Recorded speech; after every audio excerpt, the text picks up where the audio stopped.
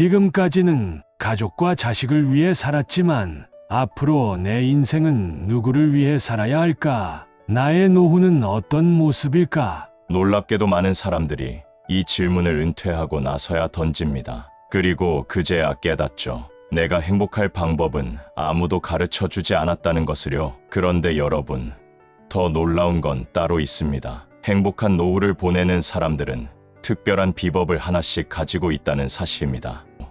그들이 말하는 공통된 비밀, 그들의 선택과 태도, 그리고 아주 단순한 실천들로 인해 인생 후반전이 완전히 달라진다는 겁니다. 오늘 여러분과 나눌 이야기는 단순한 조언이나 격려가 아닙니다. 전 세계에서 가장 행복한 노년을 보내고 있는 사람들이 실제로 해낸 이야기, 과학적으로 증명된 방법, 그리고 지금 바로 따라 할 수 있는 실천법을 모두 담았습니다. 가족이나 자식도 알 필요 없는 진짜 비밀을 지금부터 공개합니다. 여러분, 이 영상 하나로 노후가 완전히 바뀔 수도 있습니다. 끝까지 함께 해보세요. 놓친다면 평생 후회할지도 모릅니다. 지금 시작합니다. 지금까지의 삶에서 여러분은 누구를 위해 살아오셨나요? 많은 사람들이 가족이라는 답을 떠올릴 겁니다. 자식을 위해, 배우자를 위해, 혹은 부모님을 위해 자신의 시간과 노력을 바쳐왔을 것입니다. 그런데 이제는 거울을 보며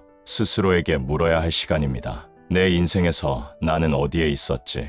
많은 심리학자들은 인생의 후반기를 진정한 자아를 발견하는 시기라고 말합니다. 특히 세계적인 심리학자 칼 융은 이렇게 조언합니다. 젊은 시절은 외부의 세계를 정복하는 시기지만 노년은 내면의 세계를 정복하는 시기다. 여러분은 지금 이 순간 내면의 자아를 얼마나 돌보고 계신가요? 이 질문은 어쩌면 조금 낯설게 느껴질 수도 있지만 노년의 행복을 위해서는 반드시 답해야 할 질문입니다. 젊었을 때는 자식이나 가족을 위해 모든 것을 쏟아붓는 것이 당연했을지도 모릅니다. 하지만 은퇴 후의 시간은 오롯이 여러분의 것입니다. 더 늦기 전에 자신만의 목표와 꿈을 설정해 보세요. 예를 들어 한 여성이 60대 초반의 그림을 배우기 시작했습니다.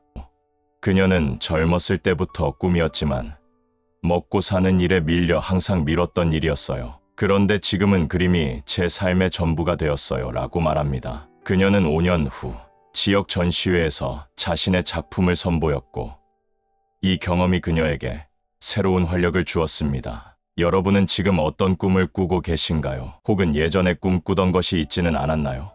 만약 아직 명확하지 않다면 지금이라도 생각해 보세요. 그리고 첫걸음을 내디뎌 보세요. 은퇴 후 많은 사람들이 가장 큰 걱정거리로 꼽는 것이 바로 건강입니다. 흔히들 말하죠. 돈은 잃어도 다시 벌 수 있지만 건강을 잃으면 모든 것을 잃는다. 이 말이 왜 이렇게도 와닿는지요? 건강은 단순히 신체적인 문제만이 아닙니다. 건강이 나빠지면 마음도 무너지고 사회적인 활동에도 제약이 생깁니다. 그렇기 때문에 건강관리는 노후 준비의 가장 중요한 기둥이라고 할 수 있습니다. 세계보건기구 WHO는 노년기에도 활력을 유지하기 위해 주당 150분의 가벼운 유산소 운동을 권장합니다. 걷기, 자전거 타기, 혹은 집에서 할 수 있는 간단한 스트레칭 등 무리 없는 운동으로도 충분히 효과를 볼 수 있습니다. 예를 들어 70세에 헬스장을 다니기 시작한 한 남성의 이야기가 있습니다. 그는 처음에는 단순히 건강이 걱정돼서 운동을 시작했지만 1년이 지나자 전혀 다른 사람처럼 보였습니다. 그는 말합니다. 처음에는 계단 몇 개만 올라가도 숨이 찼어요. 그런데 꾸준히 운동을 하다 보니 어느새 몸이 가벼워지고 활력이 생겼어요. 여러분도 건강을 위한 첫발을 내디뎌 보세요. 지금 시작하면 1년 후에 여러분은 전혀 다른 모습일 겁니다. 실제로 국내 한 연구에서는 운동을 꾸준히 한 노인들이 그렇지 않은 노인들보다 삶의 질이 35% 이상 높았다고 보고했습니다. 특히 규칙적인 운동을 한 그룹은 우울감이 감소하고 신체적인 건강뿐 아니라 정신적인 안정도 크게 증가한 것으로 나타났습니다. 이 통계는 단순한 숫자가 아닙니다. 꾸준한 실천이 여러분의 노년을 얼마나 크게 바꿀 수 있는지를 보여주는 생생한 증거입니다. 건강만큼이나 중요한 것이 바로 마음의 건강입니다. 나이가 들수록 외로움과 고립감을 느끼는 분들이 많아집니다. 특히 자식들이 독립하거나 배우자와 사별한 뒤에는 이런 감정이 더욱 강해지죠. 연구에 따르면 사회적으로 고립된 노인의 우울증 발병률이 60% 이상 높아진다고 합니다. 그렇다면 어떻게 해야 할까요? 답은 간단합니다. 연결입니다. 사람들과의 관계는 마음의 건강을 지키는 가장 강력한 도구입니다. 한 사례로 은퇴 후 우울증에 빠졌던 68세 여성이 동네 도서관의 독서 모임에 참여하면서 삶이 완전히 바뀌었다는 이야기가 있습니다. 그녀는 이렇게 말했습니다. 처음에는 책을 읽으러 갔지만 점점 사람들과의 대화가 더 기다려지더라고요. 이제는 모임이 제 삶의 낙이 되었어요. 여러분도 비슷한 모임이나 활동에 참여해 보세요. 지역 커뮤니티, 자원봉사, 혹은 취미 활동을 통해 새로운 사람들을 만나고 관계를 만들어 가세요. 노후의 고립은 생각보다 쉽게 극복될 수 있습니다. 노년의 행복을 논할 때 돈은 빼놓을 수 없는 주제입니다. 하지만 여러분, 돈은 단순히 도구일 뿐입니다. 진정한 행복은 그 돈을 어떻게 사용하느냐에 달려 있습니다. 강창의 미래의 새 은퇴연구소 소장은 이렇게 말했습니다. 돈이란 쓰는 방식에 따라 인생의 가치를 바꿀 수 있는 도구다.